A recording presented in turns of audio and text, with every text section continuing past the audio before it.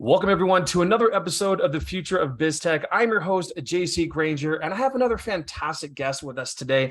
And listen, if you end up loving this episode, please show your love and appreciation by following this podcast wherever you see it and listen to it. Either a 5-star review would be really great, some comments in there, because that is how other techies like you and I find cool podcasts like this. Today, I have the absolute pleasure of interviewing the Chief Strategy Officer of Lockstep, Matthew Shanahan. Matthew, thank you so much for coming on the show. Tell me a little bit about yourself and what your company does. Yeah, JC, thank you for having us attend and share our perspectives. So as Chief Strategy Officer, my role is to figure out what products we make and how we get those to market. Like, how do we solve a problem and build a business model around it? So that's the sum of what I do. In terms of what Lockstep is all about, we're on a mission to automate accounting workflows between companies. And that's what we call connected accounting. So we'll talk about that as we go through today, but that's fundamentally the mission we're on, automating accounting workflows between companies. So who's your ideal audience for this, right? I mean, a lot of people have, there's software, accounting software is everywhere. So I guess, first part, let me back up. Let me do a separate question first. What makes Lockstep differentiate from the competition in that sense? I mean, everyone thinks about, QuickBooks or, Gusto and things like that. So, what is it about Lockstep that appeals to your market?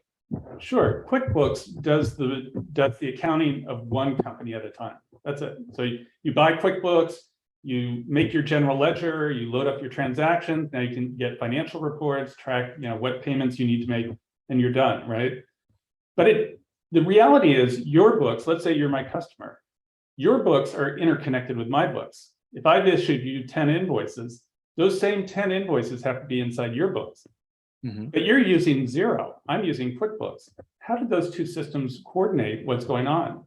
The way that's done today is people send emails back and forth on this, and they hand enter all this information. That's not automation.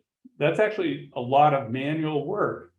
And QuickBooks doesn't solve the problem. NetSuite, any of these accounting systems on their own does not solve the problem. And that's why we created Lockstep.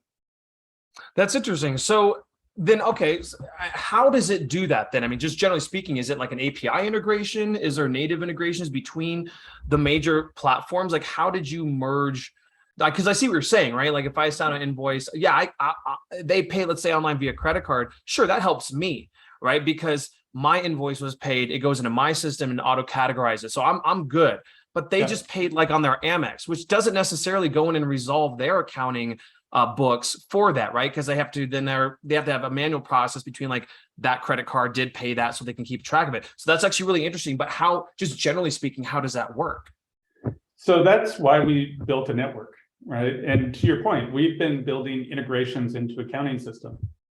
The challenge is actually one of these situations where you have to use Lockstep and I have to use Lockstep in order for the automation to occur. And that's where we really thought long and hard and said, wait a second, there's an intermediate step. What if we simply made the email process between us 10 times simpler? As an example, right now, if you want to send me a reminder that I'm late on my invoice, what you would do is you'd go into your QuickBooks, if that's what you're using. You'd look it up, you'd download the PDF document, you'd go into your Outlook, you'd say new email, then you'd attach it, and then you'd write out a little sentence saying, oh gosh, we're sorry we haven't received your payment, can you give us an update? And then you'd hit send.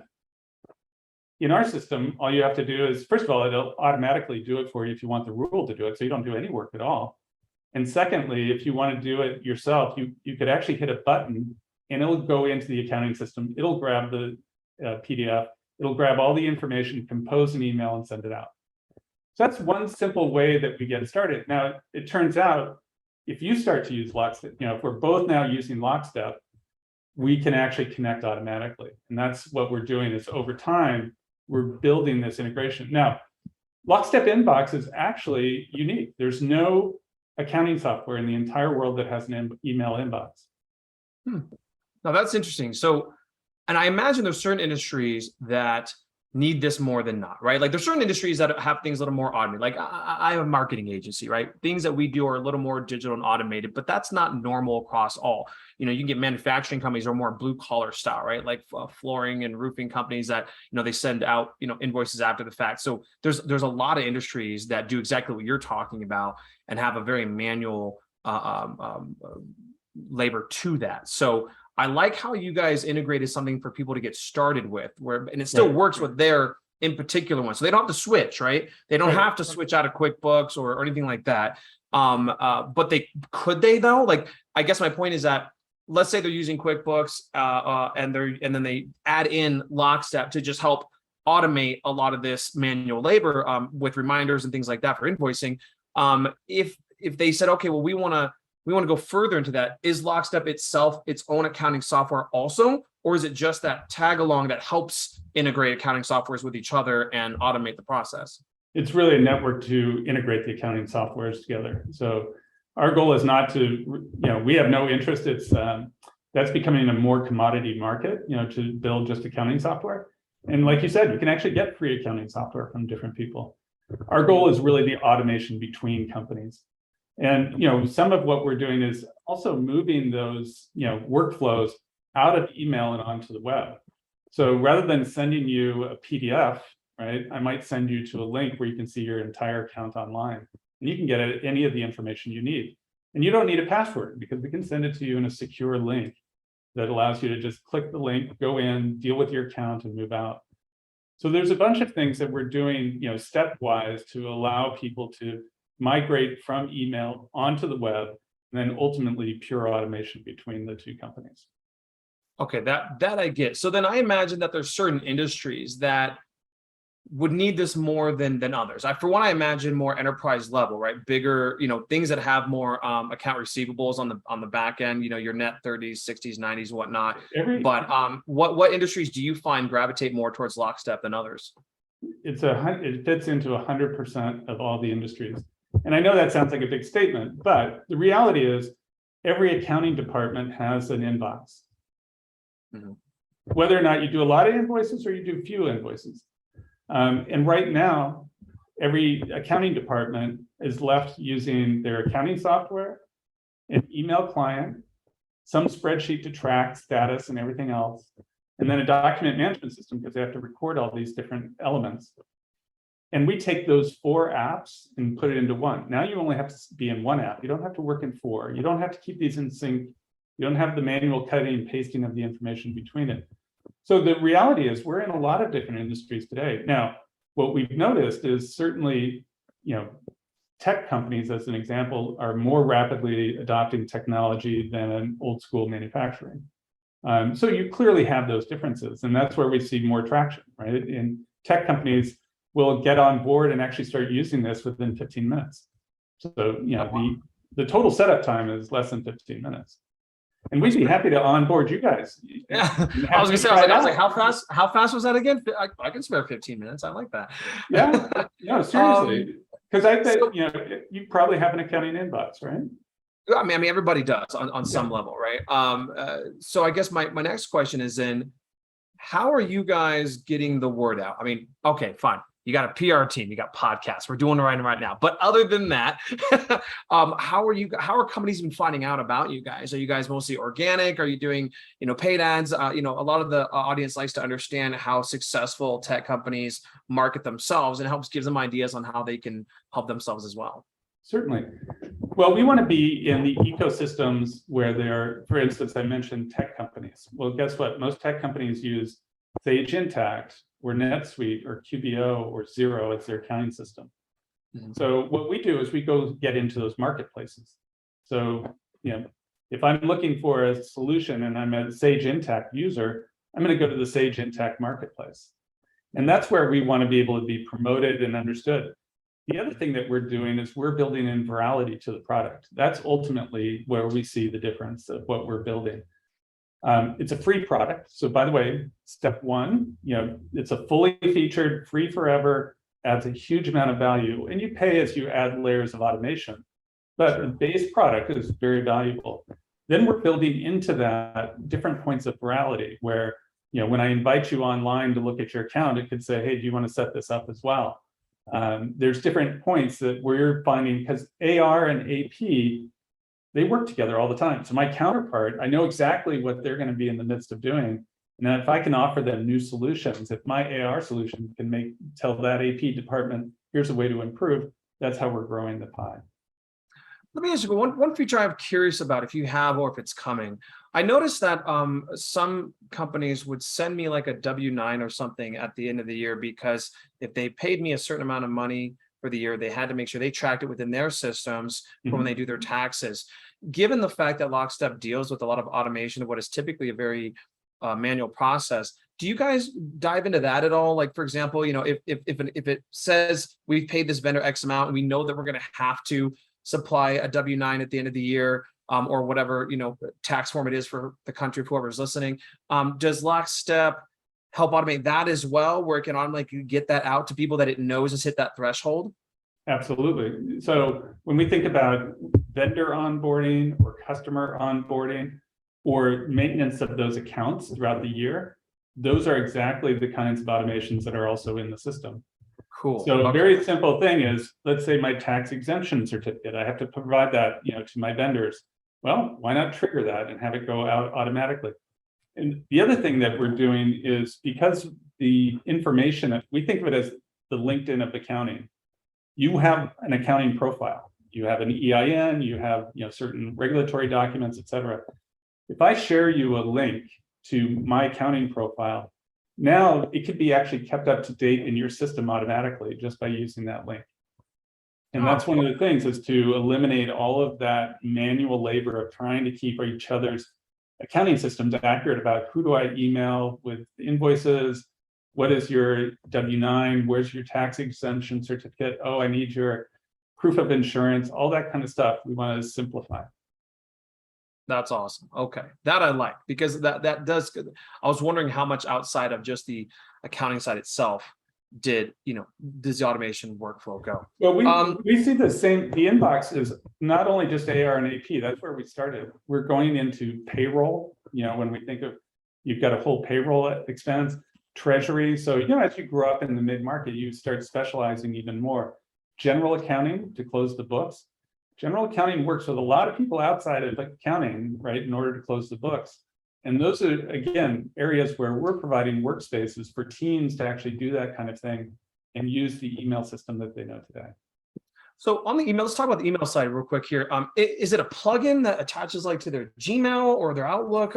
Is it something where they log into your system to do this? How do they actually see this inbox with this automation?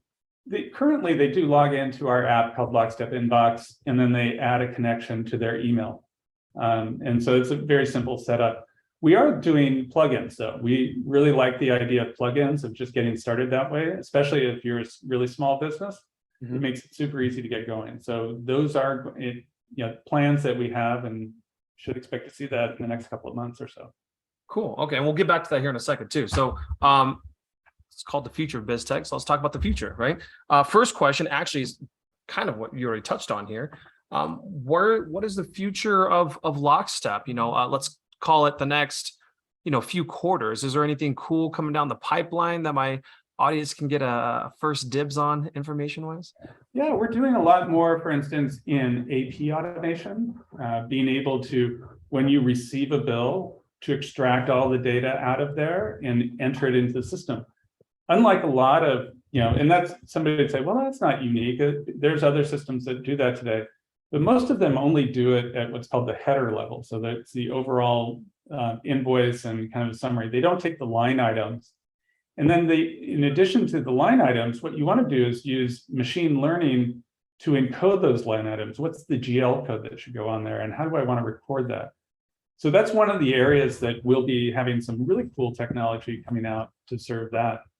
Additionally, as I mentioned, we're adding new workspaces all the time. So in one accounting department, so let's say you start out and you're an accounting department of one, or maybe even part-time. That's going to be something that you'd say, well, okay, I'm using Lockstep. I have one accounting email address. It's easy. I don't have any team members. But then you grow up over time. And you have companies that have 10 people in accounting, and some are in, one in AR, some are in AP, and you need the separation of duties. And you've got another one in general accounting, right? So all the different workspaces, but one tech stack, right? So you're not having different apps, different tech stacks, simplifying that down. And the final thing that I would point out is we're coming out with our bookkeeper mode. So you actually have the ability, if I'm a bookkeeper over multiple clients, I can have one Lockstep account and actually access all of my clients and switch between them using Lockstep. So we think the bookkeeper mode is going to be a very powerful one. Awesome. That's good to see coming down the pipeline.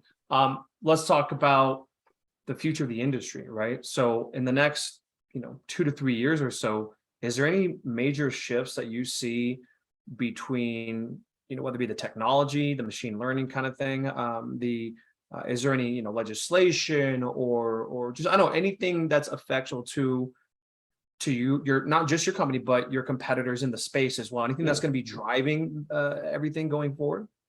Yeah, we see accounting at the heart of all business. I mean, accounting is the business. There's not a single portion of the business you wouldn't look at and say, oh, I've got to account for this, right? And I've got to track expenses and everything else. So that's how we see the world. And the biggest things that'll change are things like credit ratings. If there's a network that can show all of those transactions, not necessarily visibly, but can actually record those and they're trusted and they've been signed, why do I need to go to Dun & Bradstreet to get a credit report? I can get it in real time so we think there's massive disruption in just how credit is kept and maintained. Also audit, right? Why should I do sampling of my books for audit?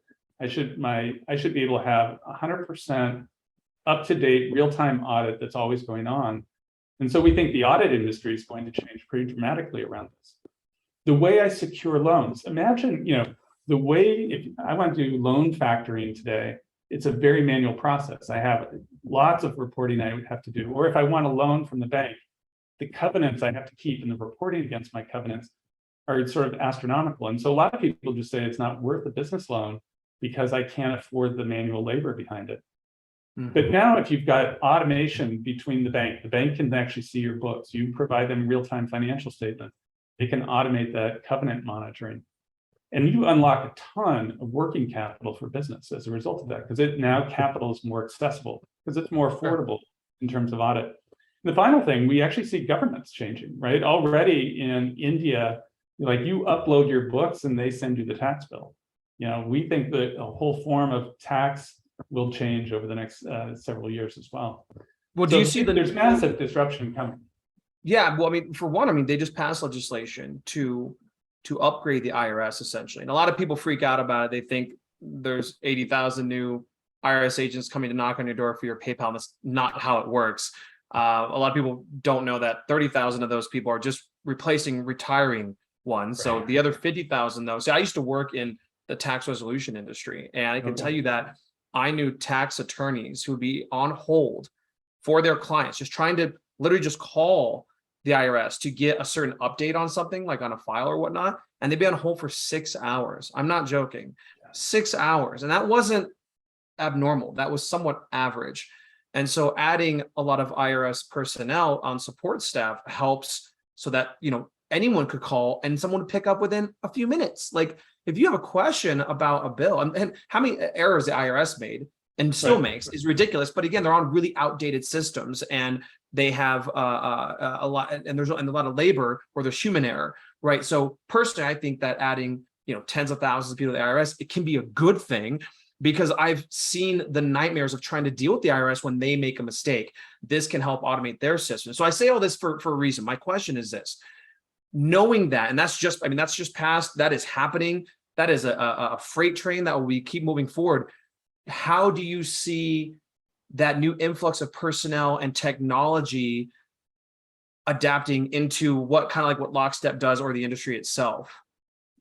Well, in general, your example of being on hold for 6 hours, can you imagine calling into an airline these days? I mean, you do everything online. Or by the way, if you wanted to know the balance of your bank account, that you had to call somebody to get that, those are crazy ideas. And I think that's true around accounting. Today in accounting, for the average B2B relationship, If I want to know my outstanding invoices, I'll either email you or I'll call you and ask you. Most businesses don't have online vendor and customer portals. That's one simple example. And then that's true of the IRS, just at a minimum to have kind of a self-service capabilities for people to go in and deal with this. But then on top of that self-service is to layer the automation, right? So not only make it easy for people to do things on their own, so they don't have to call a call center, but then make it really automated to do these things. That'll take more than 5 years. You asked the 5-year question. I think, certainly in 5 years, I would expect more online accessibility to information for, a broad array of different processes. Probably within 10 years is when you'll see a massive wave of automation. Awesome. All right. Well, before I let you go, I do want to ask a personal question. What did you want to be when you grew up, when you were a kid? And then how did that lead you to what you're doing now? Boy, when I was a kid, I wanted to be an oceanographer. Really? Yeah. And then I wanted to be a dentist. And then I Good you didn't do the dentist thing. Yeah. Then I took a chem class and I said, nope, I got to find some other job. And I read a Time magazine article about these two new companies called Microsoft and Apple. Oh yeah. And I decided to become a computer programmer. That's where I ended up. And you're out in the Seattle area, right? Yep. Yeah. I went to high school out in Tacoma, so I almost went to UW. I almost went to you went to University of Washington, right? Yep. Yeah. Go Huskies. Go Huskies, baby. Yeah. I ended up coming out here to CU Boulder. So I still would like to watch the UW and CU games, since of course, yeah. Pac-12. Yeah, that's a good one. We don't win very often on those, but well, let's hope we stay. UW's got a good team. Yeah, Pac-12. It's getting more competitive. Listen, Matthew, how can people reach you personally if there's some high-level deals they will discuss, and then how can they reach the company and to go and just try out your system? Absolutely. So, go to lockstep.io. Right on the homepage, there's a sign up for free, and you can get going. We say you can save a day a week using Lockstep Inbox, and you can start that in 15 minutes or less. So that's one way to get started. The second thing is certainly, reach out via email, mshanahan@lockstep.io, or LinkedIn, online. Awesome. Well, listen, for everyone out there listening, again, if you liked what you heard today, be sure to subscribe to this podcast and give it a 5-star rating, preferably with some text behind it. And so other techies like us can find and enjoy learning about all these amazing and helpful B2B softwares on the market today, like Lockstep.io. Matthew, thank you so much for coming on the show. I really appreciate your time, and we'll have to talk off air and about your software a little bit. Thank you, JC. Great to be here. Thanks a lot.